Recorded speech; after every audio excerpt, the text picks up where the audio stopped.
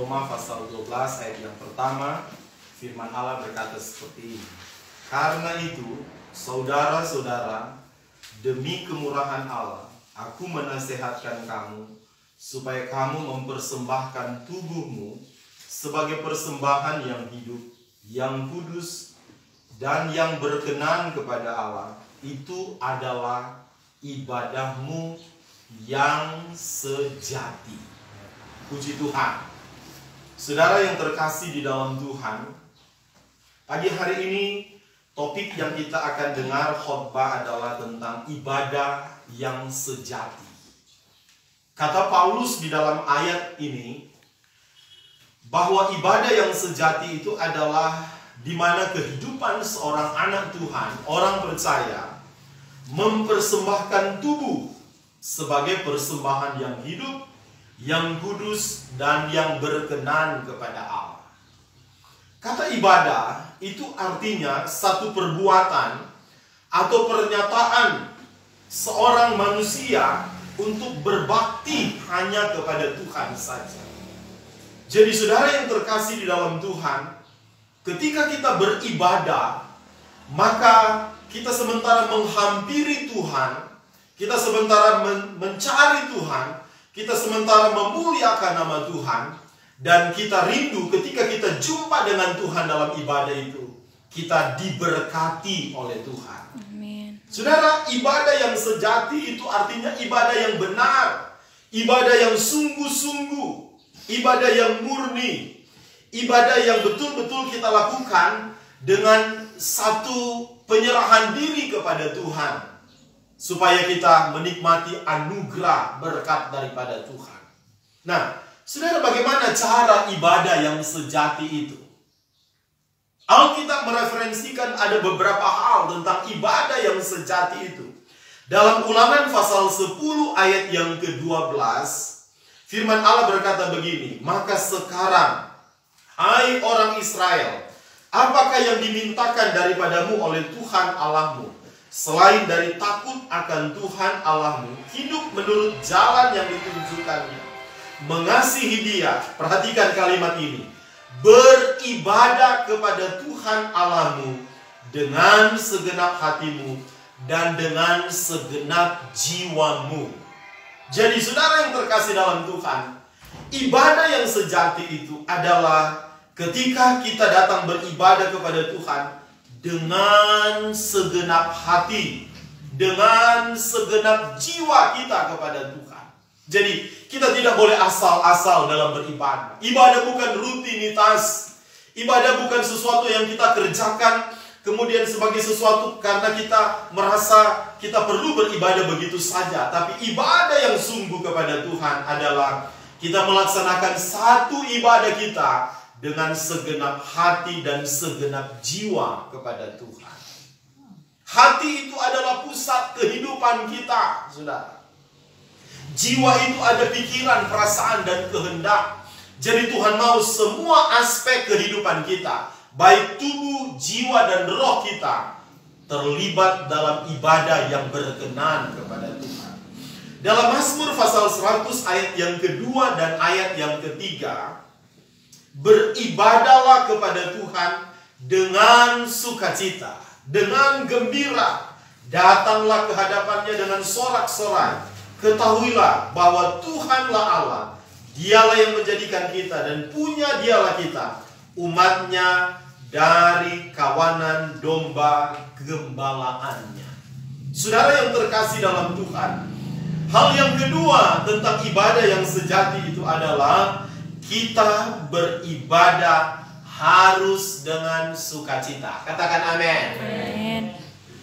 Jangan beribadah dengan suasana hati yang tidak gembira dan sukacita. Kitab Amsal berkata apa? Hati yang gembira adalah obat, tapi semangat yang patah mengeringkan tulang. Jadi kalau kita beribadah di mana saja, hari-hari ini terbatas kita beribadah di rumah gereja, tapi di rumah kita masing-masing, di mana saja kita berada, mari kita beribadah dengan sukacita di hadapan Tuhan. Ada ekspresi kegembiraan dalam ibadah. Jangan beribadah dengan sungut-sungut. Jangan ibadah dengan paksa, saudara. Cuma karena terpaksa kita beribadah. Tapi Tuhan mau kita beribadah penuh dengan sukacita. Amin. Haleluya. Ibrani pasal 12 ayat yang ke-28. Hal yang ketiga, bagaimana cara ibadah yang sejati. Ibrani 12 ayat yang ke-28. Jadi karena kita menerima kerajaan yang tidak tergoncangkan, marilah kita mengucap syukur dan beribadah kepada Allah menurut cara yang berkenan kepadanya dengan hormat dan takut. Katakan amin. Sudah lihat, beribadah kepada Allah itu dengan cara yang harus berkenan kepadanya, dengan hormat dan rasa takut kepada Tuhan. Puji Tuhan. Dalam Mazmur pasal 2 ayat 11 dan 12, kalau saudara lihat, Mazmur pasal 2 ayat 11 dan 12, beribadahlah kepada Tuhan dengan rasa takut. Ciumlah kakinya dengan gemetar, saudara. Saudara bayangkan, bagaimana umat Tuhan, saya dan saudara harus beribadah itu penuh dengan penyerahan, penuh dengan kesungguhan, supaya kita menikmati kuasa ibadah itu. Katakan amin. Haleluya. Haleluya. Nah, saudara, ada dua janji dan jaminan Tuhan bagi orang yang setia beribadah. Jadi kalau kita berhimpun seperti saat ini, berkumpul sekalipun dalam keterbatasan, firman Allah memberi janji dan jaminan bahwa orang yang setia beribadah ada janji dan jaminan yang kekal dari Tuhan. Amin. Kalau cuma janji manusia, dia bisa ingkar. Kalau janji manusia, bisa saja dia tidak penuhi janji itu. Tapi kalau Tuhan yang berjanji, maka Tuhan pasti menepati. Katakan amin. Mari kita lihat. Dalam Keluaran pasal 23 ayat yang ke-25. Keluaran pasal 23 ayat 25. Berkata seperti ini. Tetapi kamu harus beribadah kepada Tuhan Allahmu. Maka ia akan memberkati roti makananmu dan air minumanmu. Dan aku akan menjauhkan apa? Penyakit dari tengah-tengahmu. Ada virus corona yang merajalela. Ada penyakit demam berdarah juga yang sementara merajalela. Bahkan kalau sudah lihat perkembangan, ada virus hanta lagi yang muncul, yang mungkin juga dapat mengancam kehidupan manusia. Bukan hanya di tempat asal virus itu, tapi sekarang sudah mengglobal di seluruh antero dunia. Dan itu tidak jauh dari kita, sudah ada di sekitar saya dan saudara. Saudara lihat data yang kita dengar dan saksikan di tayangan televisi bukan semakin berkurang, tapi semakin bertambah. Dan ini memberi rasa takut kepada saya dan saudara. Seringkali mengancam kehidupan manusia. Tapi sebagai anak Tuhan, orang percaya, ada janji dan jaminan Tuhan. Katakan amin. Apa janji itu? Tuhan akan memberkati roti, makanan, dan air minuman. Ketika dampak dari virus corona ini mungkin sampai kepada perekonomian masyarakat dan jemaat, ada keterbatasan, nanti tidak mungkin dapat bekerja dengan leluasa lagi. Tapi firman Allah menjamin roti, makanan, air minuman akan diberkati. Katakan amin. Dan saudara lihat janji Tuhan juga. Tuhan akan menjauhkan penyakit dari tengah-tengah kita. Katakan amin. Haleluya. Saudara percaya akan janji Tuhan ini? Beri tepuk tangan bagi Tuhan kita. Haleluya. Haleluya. Puji Tuhan. Tidak dapat mengancam kehidupan saya dan saudara. Mari kita lihat yang kedua, janji dan jaminan Tuhan untuk orang yang setia beribadah. Dalam 1 Timotius pasal 4, ayat yang ke-7 dan ayat yang ke-8. Firman Allah berkata seperti ini. Tetapi jauhilah tahyul dan dongeng nenek-nenek tua. Latihlah dirimu beribadah. Latihan badani terbatas gunanya. Tetapi ibadah itu berguna dalam segala hal, karena mengandung janji baik untuk hidup ini maupun untuk hidup yang akan datang. Katakan amin. Jadi saudara lihat, janji dan jaminan Tuhan, ibadah itu berguna dalam segala hal, saudara. Karena dia mengandung janji baik untuk hidup selagi kita di dunia ini.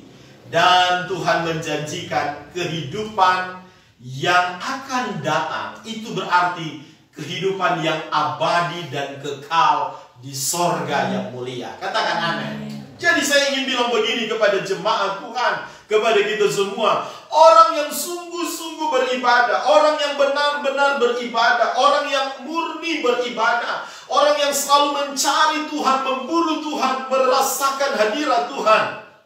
Orang itu tempatnya ada di tempat yang kekal di sorga. Amin. Tentu ini tidak secara otomatis, sekalipun kita beribadah, itu harus diimbangi dengan perilaku kehidupan kita setiap hari. Amin. Moral kita setiap hari, di mana ketika kita tidak beribadah, kita ada di rumah, di tempat bekerja, apakah kita jadi pribadi yang jujur? Katakan amin. Pribadi yang setia, amin. Pribadi yang takut akan Tuhan, menjauhkan diri dari dosa dan kesalahan. Sebab jam kita beribadah hanya singkat, tapi perilaku kehidupan kita di rumah kita masing-masing, di lingkungan itu yang banyak waktu, saudara. Dan di sana kita diuji sebagai anak Tuhan. Apakah nilai-nilai ibadah ada di mana kita berada? Katakan amin. Haleluya. Jangan kita kelihatan rohani hanya di tempat ibadah, tapi di rumah, di lingkungan kita kerja, kita tidak menunjukkan kehidupan yang rohani di dalam Tuhan. Ini yang Tuhan mau kepada kita, bahwa ketika kita beribadah kepada Tuhan, kita setia kepada Tuhan, ada janji dan jaminan Tuhan. Katakan amin. Jadi kalau saya dapat simpulkan tentang janji dan jaminan Tuhan, itu mengacu kepada dua hal. Yang pertama, janji dan jaminan. Ketika kita hidup di dunia, ada pemeliharaan Tuhan soal makan minum kita. Katakan amin.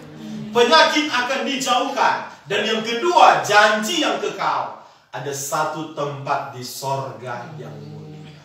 Haleluya. Puji Tuhan. Ini yang Tuhan mau dalam kehidupan kita. Saudara, di dalam Alkitab ada dua contoh yang saya ingin tampilkan pada siang hari ini tentang orang yang beribadah. Satu dalam perjanjian lama, yang kedua dalam perjanjian baru. Masih banyak tokoh Alkitab yang lain juga melakukan hal yang sama, beribadah. Tapi dua tokoh ini sangat memberi inspirasi kepada kita. Yang pertama adalah Yosua dan keluarganya. Dalam Yosua pasal yang ke-24, ayat yang ke-14 dan 15, saya baca untuk kita semua. Yosua pasal 24 ayat 14 dan 15. Oleh sebab itu, takutlah akan Tuhan dan beribadahlah kepadanya dengan tulus, ikhlas dan setia. Jauhkanlah Allah yang kepadanya nenek moyangmu telah beribadah di seberang sungai Efrat dan di Mesir, dan beribadahlah kepada Tuhan. Tetapi jika kamu anggap tidak baik untuk beribadah kepada Tuhan, pilihlah pada hari ini kepada siapa kamu akan beribadah. Allah yang kepadanya nenek moyangmu beribadah di seberang sungai Efrat, atau Allah orang Amori yang negerinya kamu diami ini. Tetapi, mari kita baca bersama-sama. 2, 3. Tetapi aku dan seisi rumahku, kami akan beribadah kepada Tuhan. Katakan amin. Saudara, ibadah ini adalah sesuatu yang Tuhan inginkan untuk kita kerjakan. Pilihan kepada saya dan saudara, seperti yang Yosua sampaikan. Ketika dunia memilih tidak beribadah, ketika dunia memilih untuk santai, ketika lebih memilih sesuatu yang bersifat lahiriah, untuk pemuasan secara jasmani, mata, dan semua apa yang dirindukan dalam kehidupan kita. Tapi Yosua berkata, dan saya dan saudara akan ambil komitmen ini, tetapi aku dan seisi rumahku akan beribadah kepada Tuhan. Katakan amin. Nanti akan ada pembacaan pasangan yang akan diteguhkan dalam pernikahan pada hari Sabtu yang akan datang. Saudara Randy dan Friska, kiranya kalian berdua akan nanti masuk dalam rumah tangga dengan satu komitmen, bahwa akan mengutamakan Tuhan dalam keluarga. Katakan amin. Kalau kalian berdua akan bangun rumah tangga dengan nilai-nilai ibadah yang lebih dahulu, pasti rumah tangga kalian akan diberkati oleh Tuhan. Bangun pagi, bangun mesbah doa. Amin. Malam kalau mau tidur berdoa. Semua aktivitas mengutamakan Tuhan di atas segala-galanya. Maka kalian berdua pasti akan diberkati. Lihat Yosua, aku dan seisi rumahku. Dan saya bersyukur ibadah di rumah-rumah ini yang dilaksanakan serempak di seluruh jemaat, semua boleh bangun dan beribadah kepada Tuhan. Mungkin di rumah gereja saudara terbatas. Ada saatnya saudara suka datang, ada saatnya tidak mau datang. Tapi ketika dilaksanakan di rumah, saudara akan bersama-sama, suami, istri, anak-anak, cucu, beribadah kepada Tuhan. Amin. Puji Tuhan. Kemudian contoh yang kedua dalam perjanjian baru. Lukas pasal 2 ayat 36 dan 37. Seorang janda yang bernama Hana, saudara. Lukas 2 ayat 36-37. Lagi pula di situ ada Hana, seorang nabi perempuan, anak Fanuel dari suku Asyer. Ia sudah sangat lanjut umurnya. Sesudah kawin ia hidup 7 tahun lamanya bersama suaminya. Dan sekarang ia janda dan berumur berapa? 84 tahun. Usia yang sudah manula, sudah senja, saudara. Ini adalah usia yang sudah tidak produktif lagi secara biologis, secara manusia. Tapi tidak dengan Hana. Dia tetap produktif secara rohani. Katakan amin. Buktinya, saudara lihat. Mari kita baca kalimat selanjutnya. 2-3. Ia tidak pernah meninggalkan bait Allah. Dan siang malam beribadah dengan apa? Berpuasa dan berdoa. Katakan amin. Contohilah Hana. Sudah lanjut umur, tapi cinta Tuhan dan pelayanan. Tidak tinggalkan bait Allah. Ada pujian berkata begini. Lebih baik satu hari di mana? Di pelataranmu daripada 1000 hari di tempat lain. Amin. Puji Tuhan. Saudara, lihat Hana di usia yang lanjut, saudara. 84 tahun. Ia tidak pernah meninggalkan bait Allah. Siang malam beribadah dengan berpuasa dan berdoa. Haleluya. Saudara, di tengah-tengah keadaan krisis yang terjadi hari-hari ini, dengan ancaman penyakit virus corona yang merajalela, saya serukan kepada kita semua, mari kita tingkatkan nilai ibadah kita. Bagaimana cara ibadah yang berkenan? Seperti Hana tunjukkan, masih berpuasa dan berdoa. Amin. Saya serukan pagi hari ini, mari kita terus membangun hubungan dengan Tuhan, beribadah, berpuasa, dan teruslah berdoa, sehingga kita boleh diberkati oleh Tuhan. Puji Tuhan. Ayat penutup kita pada kesempatan siang hari ini, dalam Maliaki pasal 3 ayat yang ke-18. Firman Allah berkata seperti ini. Maliaki pasal 3 ayat 18, saya rindu kita akan baca bersama-sama. Maliaki pasal 3 ayat 18, 2-3. Maka kamu akan melihat kembali perbedaan antara orang benar dan orang fasik. Katakan amin.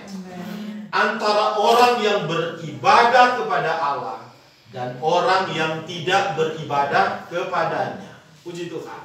Jadi orang benar, orang yang beribadah kepada Allah. Orang fasik, orang yang tidak beribadah kepadanya.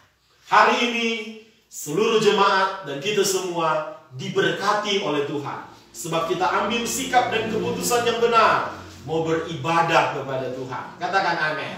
Dan ketika kita setia beribadah, ada janji Tuhan. Selagi kita hidup, kita dipelihara oleh Tuhan. Amin. Dan ada janji dan jaminan yang kekal, keselamatan yang pasti di dalam Tuhan.